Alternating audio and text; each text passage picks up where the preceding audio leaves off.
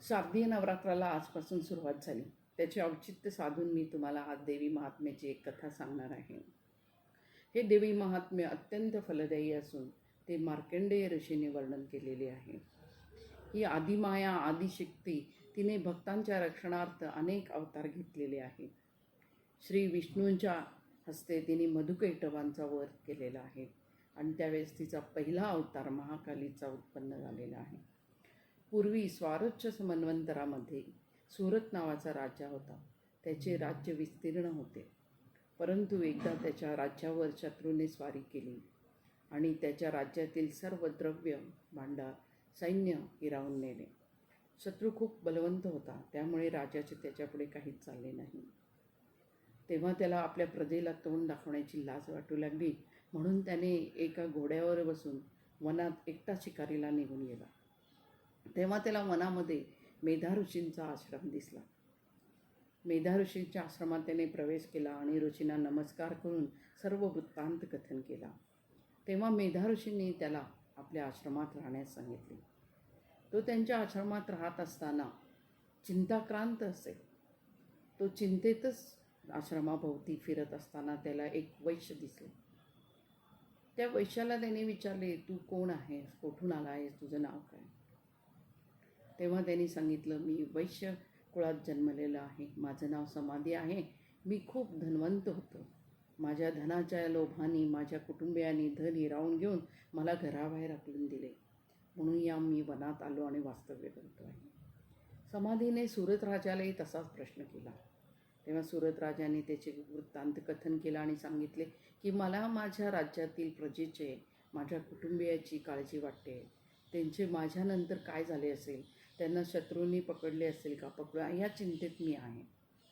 ते दोघेही विचार करतात की आपण दोघेही चिंतेनी, मोहानी, प्रेमाने व्यापलेलो आहे.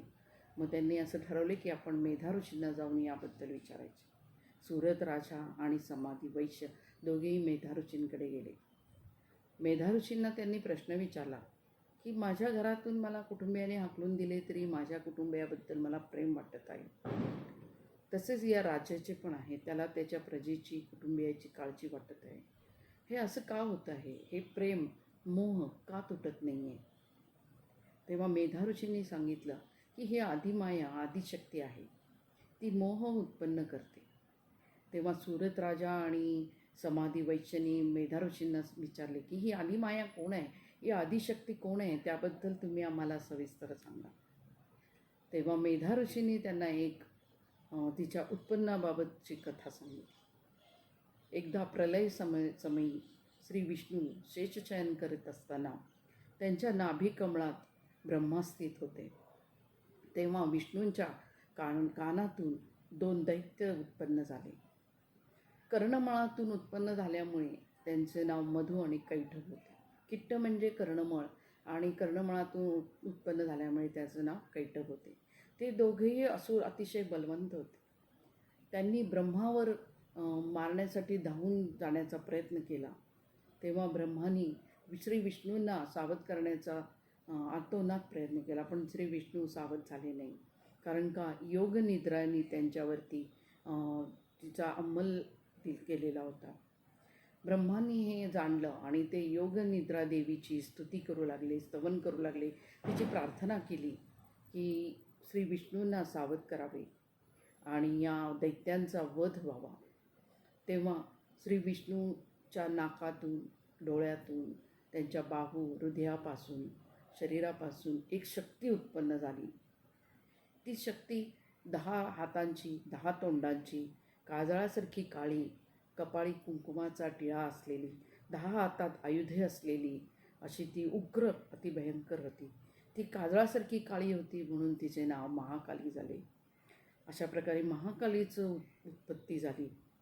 तेव्हा श्री विष्णू आणि ब्रह्मा यांनी महाकालीकडे प्रार्थना केली की या मधुकैटभांचा वर व्हावा, यासाठी तू आम्हाला शक्ती दे. तेव्हा त्या देवीने त्यांना, विष्णूला, त्यांचा वध करण्यासाठी सक्षम केले. परंतु बरेच वर्षे युद्ध होऊन सुद्धा मधुकैटभ आटोपले नाही. विष्णू जर्जर झाले. तेव्हा आदिमायेने त्या मधुकैटभांना मोहले, मोह त्यांच्यात निर्माण केला आणि त्या मोहामुळे ते विष्णूंना म्हणाले की तुम्ही आम्हाला एक वर मागा, आम्ही तो तुम्हाला देऊ. विष्णूंना तेच हवे होते. श्री विष्णूंनी त्यांना सांगितले की मला दुसऱ्या कुठल्या वराची आवश्यकता नाही, तुम्ही मरण पावावे हाच वर तुम्ही मला द्यावा. तेव्हा मधुकैटभांनी आज सभोवताली पाहिले तेव्हा प्रलय होता. त्यांनी विष्णूंना सांगितले की आम्हाला दोघांनाही जमीन आणि पाणी नसलेल्या ठिकाणी मृत्यू यावा अशी आमची इच्छा आहे. तेव्हा श्री विष्णूंनी त्यांना त्यांच्या कटेवर घेऊन हातातल्या सुदर्शन चक्राने त्यांचा वध केला आणि अशा प्रकारे मधु आणि कैटभ यांना ठार मारण्यात आले. हा पहिला महाकालीचा अवतार होता. महाकालीच्या अवताराबद्दलचे कथन मी आज तुम्हाला केलेले आहे.